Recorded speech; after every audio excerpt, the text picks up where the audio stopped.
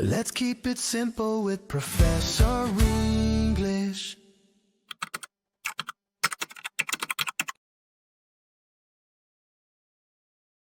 Hello, everyone, and welcome back to the Professor English podcast. This is the place where English sounds natural, conversations flow easily, and learning feels like chatting with friends. I'm Ben. And I'm Lily. If this is your first time here, welcome. We're so happy you found us. And if you're a regular listener, thank you so much for coming back. You make our day. Before we start today's fun topic, here's a quick reminder. If you enjoy learning English through real conversations like this one, please subscribe to the Professor English podcast. That way, you won't miss any future episodes. Yes, subscribing really helps us, and it means you'll keep improving your English without even realizing it. It's like magic, but it's actually just good practice. So, what are we talking about today? Well, it's something very familiar, super practical, and very useful for everyday English, talking about your daily routine. Yes, this is one of those topics that seems simple at first, but it's actually very powerful. You can use it when meeting new people, during job interviews, in English class, and even in casual conversations with friends. And here's the best part. Everyone has a daily routine. Even if yours is a bit messy or chaotic, you still have one. Especially if it's chaotic. Mine definitely is sometimes. Mine too. Okay, let's dive in. So, Lily, let's start at the very beginning of the day. What does your morning routine look like? Well, my morning starts with my alarm clock going off at 6:30 a.m. Now, I'd love to say I'd jump out of bed full of energy and ready to go, but that would be a total lie. An honest professor. We really like that. The truth is, I usually hit the snooze button once or twice, sometimes 3 times if I'm really tired. Then I finally drag myself out of bed, make my bed, and open the window to let in some fresh air. That's actually a really good habit. And notice, Lily used the phrase, I usually. That's a very common and natural phrase when talking about routines and habits. Exactly right. After that, I brush my teeth, wash my face with cold water to wake up, and then head straight to the kitchen. Let me guess, coffee time. Always. I make myself a nice cup of coffee, and that phrase, make myself, is very natural in English when you do something for yourself. Good point. I'm pretty similar. I wake up around 6 a.m., do a few stretches to wake up my body, and then I go straight for the coffee maker as well. Coffee really is an important part of the morning routine for so many people around the world. It definitely is for me. While the coffee is brewing, I usually check my phone quickly, messages from friends, work emails, and I always check the weather forecast. Same here, but I really try not to spend too much time on my phone in the morning. It can be really distracting, and before you know it, 30 minutes have passed.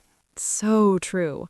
After I drink my coffee, I take a nice hot shower, get dressed for the day, and have breakfast. I usually eat something simple like toast with butter or a bowl of cereal with milk.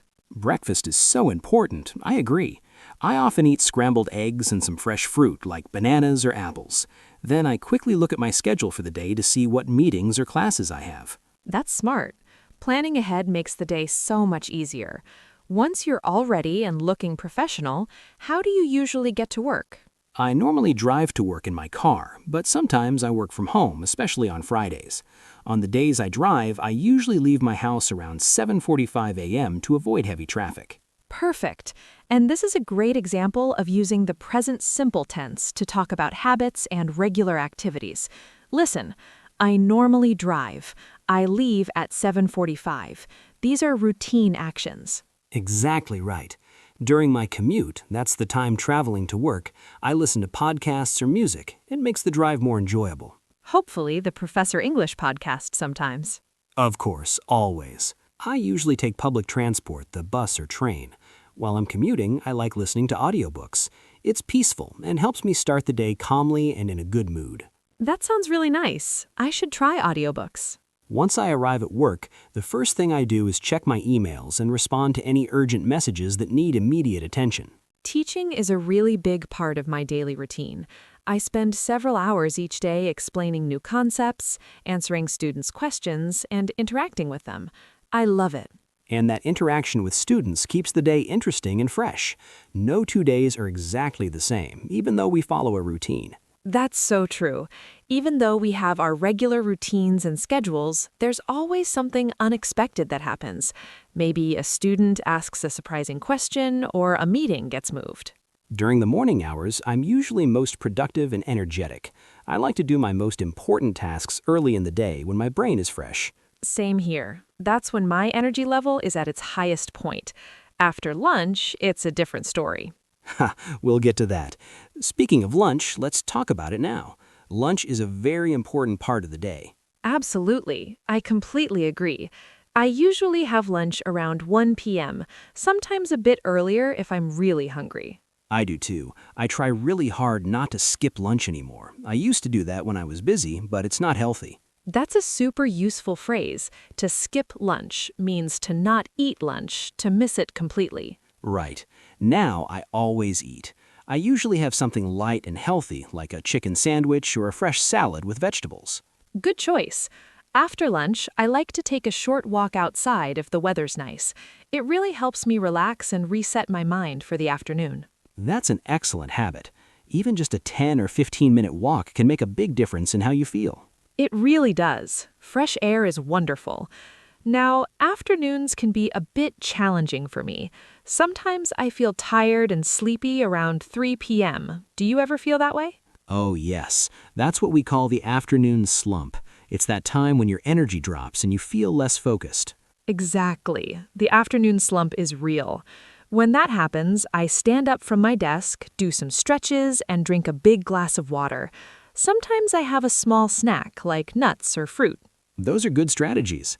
I usually take a few minutes to organize my tasks for the rest of the day and create a simple to-do list. Great phrase there. Organize my tasks. Very useful. In the afternoon, I usually focus on lighter work like grading student papers or planning lessons for the next day.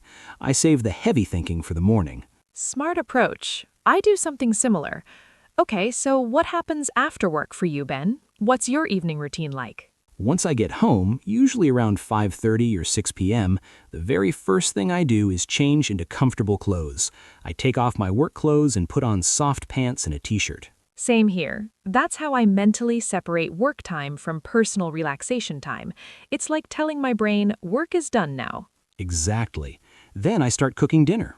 I really enjoy cooking. It helps me relax and be creative. Plus, homemade food is healthier and tastier. I like cooking too, especially when I'm not in a hurry and can take my time trying new recipes. After dinner, I usually spend time relaxing with my family. I might read a book, watch a TV series, or just talk with family members about our day. Evenings are so important for resting and recharging. A good daily routine should always include time to relax and enjoy yourself, not just work, work, work. Well said. Before going to bed, I always prepare for the next day. It's become a really important habit for me. Me too.